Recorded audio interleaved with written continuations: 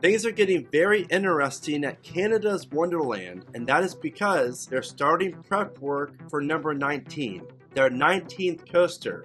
Or is it their 19th coaster?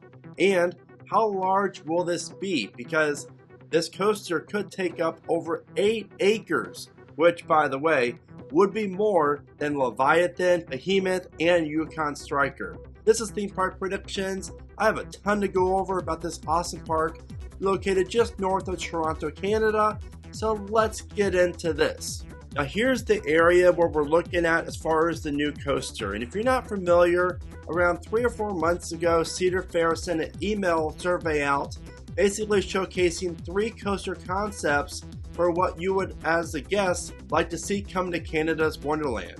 One of them was a family GCI wooden coaster, something like Zambezi Zinger at Worlds of Fun. The other was a launched B&M wing coaster themed to like music and a concert.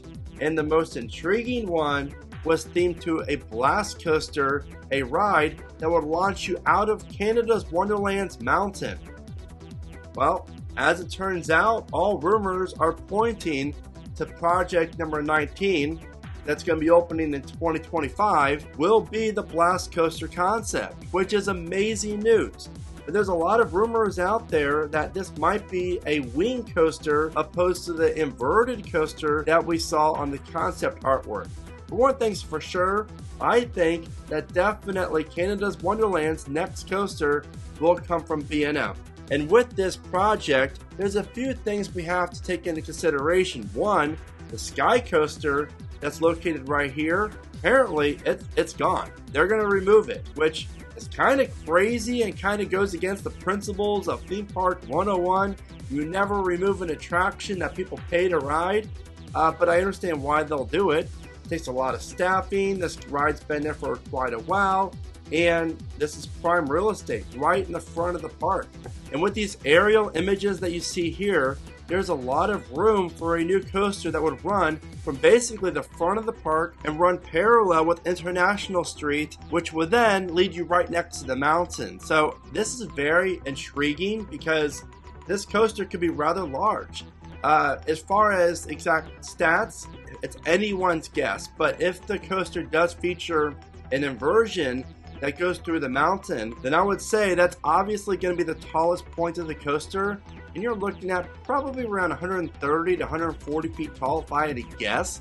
Here's really kind of where I am questioning, because just hear me out. What if this theater that's located right here gets removed? Because after all, it's located right next to the Wonderland Mountain and International Street.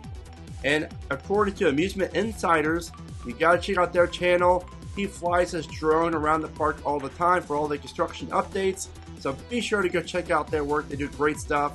Apparently, there's a lot of markings in and around this theater, which means obviously it could be removed as well to even further expand this area. And something that I predicted in the past regarding Canada's Wonderland is the future of Time Warp and Flight Deck. Both of these coasters do not deserve to be at Wonderland. I'm sorry. They are their worst coasters, and they're in the front of the park. At least put them in the back of the park where not everyone would make it throughout their day. But nope, they're right there front and centered. And if Canada's Wonderland would remove both of these crappy coasters to make way for this potential new mega coaster, you're talking over 8 acres for them to work with. That is a ton of room. That is insane. So Canada's Wonderland can do a lot with this style of ride, because if it's a launched wing coaster, Thunderbird is great at Holiday World, and honestly, it's one of my favorite B&M coasters out there, and I would love to see one come to Canada's Wonderland. But here's the catch. I really do not see a mid-course on this style of launch coaster, and I just feel like the capacity is a huge priority for Wonderland, obviously. So whatever coaster that they do build, if it is in this giant area, maybe the layout only offers 3 trains but no mid-course, like a Theory 325, or they just go down to 2 trains with no mid-course, and the track layout be just around 3,000 feet long, give or take. I would much prefer a larger scale coaster, you know, more track and mid-course, but I hope I'm wrong. I just don't really, I'm thinking of Thunderbird, and the mid-course on Thunderbird just sounds weird, like it would just kill the whole entire vibe. So hopefully that's not the case. However, if it is a B&M wing coaster, then at least please, for the love of God, whoever you pray to or whatever you believe in, please pray that they would actually build some theming to go around the ride for some great near misses, unlike Dollywood, who didn't do anything. So with that being said, I really feel as if the wing coaster is a possibility, but there's one issue. The concept artwork for the Blast coaster doesn't show the B&M wing coaster. It shows an inverted coaster. So could we be looking at the world's first B&M launched inverted coaster? I really do think there's a very, very, very good chance that is what this is, and I'm all for it.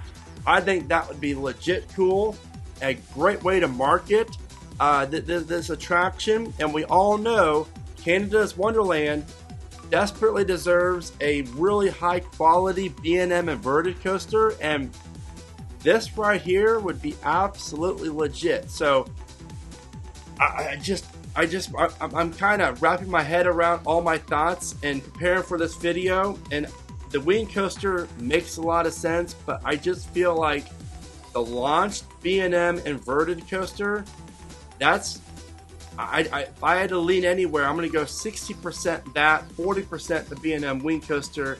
I just feel as if that's a better fit for the park, and there's a lot of cool things that have never been done before for the inverted coaster. And coming from a guy who absolutely loves Volcano the Blast coaster, I'm all for that. Now, I will say, however, the one negative that we have with inverted coasters is you cannot see above you for the most part because the track's there. And with the wing coaster, your visuals are much better and you can look all around you as you're experiencing the attraction. So from a visual perspective, I think the wing coaster would be better if it's inside the actual mountain and blast out of the mountain.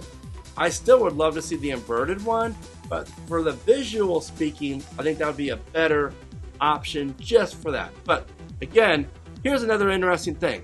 My friend Quentin, whose home park is Canada's Wonderland, visits all the time, and he shared this very interesting photo that was taken at, I believe, the exit at one of the haunted houses during their Halloween haunt. And as you can see, there's a lot of very interesting long circular pieces of steel that is located underneath the mountain as of now. And apparently, where they're being stored at used to be home to another haunted house that was not a part of 2023's haunt. So could that be in preparation for Project 2025? I don't see why it wouldn't be. I mean, these are massive pieces here, and they're obviously hidden away from most people seeing it. So huge shout out to him. So overall, I'm very intrigued about Canada's Wonderland's 2025 project. And if you're visiting the park this coming year, then you have to check out this insider guide that I created that is a must watch before you visit the park. With all that being said, let me know your thoughts about 2025 at Canada's Wonderland, and you know what to do. Let me know in the comments. As always, thank you so much for watching. Remember to smile today, think positive, and of course, keep riding coasters.